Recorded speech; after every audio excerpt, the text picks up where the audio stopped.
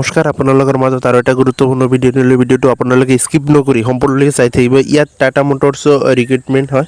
ইয়াত টাটা মটৰ ফালৰ পৰা কি আছিল নতুন ভেকেঞ্চি বা পদ মুকলি কৰিছে। ইয়াত অসমৰ সকলো ল'ৰা ছোৱালী ইয়াত আবেদন কৰিব পাৰিব। কেনেদৰে আবেদন কৰিব লাগিব, শিক্ষাগত অৰ্হতা, বয়সৰ যিটো সময়সীমা, এই গোটেইখিনি এটা ভিডিঅ'তে সম্পূৰ্ণ তথ্য পাই যাব। আপোনালোকে ভিডিঅ'টো কি স্কিপ নকৰি সম্পূৰ্ণলৈকে চাই থাকিব। ইয়াত Tata Motors recruitment 2026 Tata Motors ইয়াৰ টোটেল যিটো ভেকেঞ্চি আছে 4000 প্লাছ ভেকেঞ্চি আছে 2026 টাটা মটৰ্ছ 2026 এপ্লাই যিটো অনলাইন এপ্লাই কৰিব লাগিব। সেইটো এপ্লিকেশ্যন ফৰ্ম গোটেইখিনি প্ৰচেছটো আপোনালোকক দেখুৱাই আছোঁ আৰু বুজাই দি আছোঁ।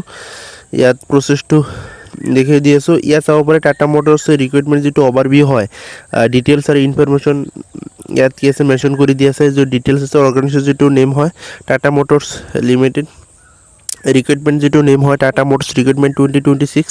তাত টোটাল যিটো ভেকেঞ্চি আছে 4000 প্লাছ ভেকেঞ্চি আছে। জব টাইপটো হৈছে প্ৰাইভেট জব হয়। এইটো যিটো পাৰ মান্থ যিটো চেলাৰী দিয়া হ'ব 48,000 পৰা কি আছিল 58,000লৈকে সেইটো এক্সপেক্টেড সেইটো চেলাৰীটো দিয়া হ'ব। এপ্লিকেশ্যন যিটো মোড হয় অনলাইন যোগেদি ইয়াত আবেদন কৰিব লাগিব। আৰু জব লোকেশ্যনটো কৈছিল এক্ৰছ অল ইণ্ডিয়া জব হয়। আৰু ইলিজিবল কেণ্ডিডেট যদি 10 পাছ কৰিছে, 12 পাছ কৰিছে আৰু যদি লগতে গ্ৰেজুৱেট আছে, ছায়েন্সৰ হওক আৰ্টছৰ হওক সকলোৱে ইয়াত আবেদন কৰিব পাৰিব। মাত্ৰ কি আছে 10 পাছ কৰিলে ইয়াত কি আছিল আবেদন কৰিব পাৰিব। যদি 12 পাছ কৰিছে তথাপি আবেদন কৰিব পাৰিব। যদি গ্ৰেজুৱেট কৰিছে তথাপি ইয়াত আবেদন কৰিব পাৰিব। ইয়াত কি আছে শিক্ষাগতৰ ভিত্তিত হিচাপত জবটো দিয়া হ'ব। পোষ্ট নেমবিলাক কি আছে পোষ্ট আছে কি আছিল গ্ৰেড 3 আৰু গ্ৰেড 4 লেভেলৰ পোষ্ট হয়। গোটেইখিনি আপোনালোকক কৈ দিম। ভিডিঅ'টো সম্পূৰ্ণলৈকে চাই থাকিব স্কিপ নকৰি।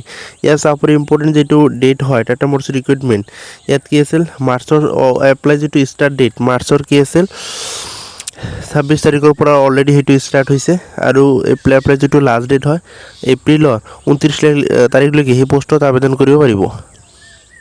এপ্লিকেশ্যন যিটো ফিজ হয় টাটা মটৰ্ছৰ ৰিক্ৰুইটমেণ্টৰ যিটো এপ্লিকেশ্যন যিটো ফিজ হয় ইয়াত SC ST আৰু PWDৰ কাৰণে কি আছিল একো ফিজ দিব বা মাচুল দিব নালাগে। জেনেৰেল OBC EWCৰ কাৰণে কি আছিল ইয়াত একো ফিজ দিব নালাগে। টাটা মটৰ্ছ যিটো ৰিক্ৰুইটমেণ্ট হয় 2026 যিটো পোষ্ট যিটো ডিটেইলছ পোষ্টবিলাকৰ মই কৈছিলোঁ নামবিলাক কৈ দিম। ইয়াত কি আছিল সকলোবিলাক মেনশ্যন কৰি দিয়া আছে। ইয়াত কি আছিল গ্ৰেড 3 আৰু গ্ৰেড 4 লেভেলৰ পোষ্টবিলাক ইয়াত আছে।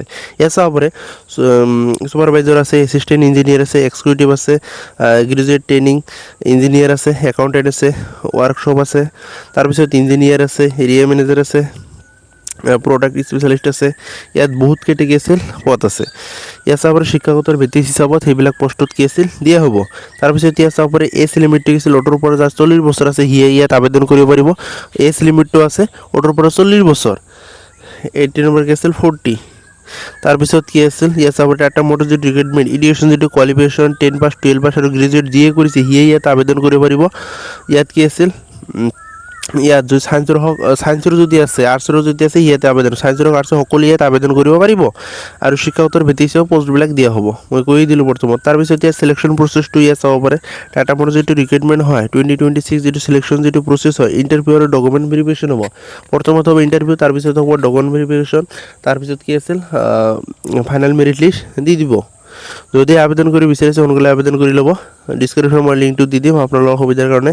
তাৰপিছত ইয়াত চাব পাৰে আৰু ফাৰ্ষ্ট টাইমৰ কাৰণে যদি ভিডিঅ'টো চাই আছে চেনেলটো যদি এতিয়ালৈকে ছাবস্ক্ৰাইব কৰা নাই চেনেলটো ছাবস্ক্ৰাইব কৰি ল'ব। আৰু কি আছিল ভিডিঅ'টো লাইক এটা কৰি দিব, কিয়নো সকলো ধৰণৰ ইনফৰমেশ্যন ভিডিঅ' ডেইলি এটা দুটা দিয়ে থাকোঁ আপোনালোকৰ সুবিধাৰ কাৰণে।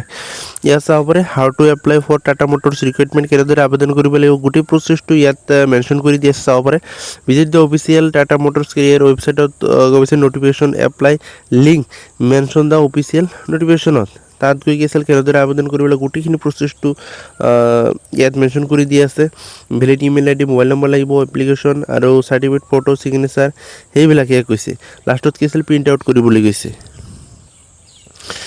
তাৰপিছত ইয়াত কি আছিল তাৰপিছত ইয়াত চাব পাৰে ইম্পৰ্টেণ্ট লিংকটো ইয়াত মেনশ্যন কৰি দি আছে। লিংকটো আপোনালোকৰ ডিছক্ৰিপশ্যনত পাই যাব। তাৰ পৰা যদি আবেদন মোবাইলৰ পৰা যদি আবেদন কৰিব বিচাৰিছে তাৰ পৰা আবেদন কৰিব পাৰিব।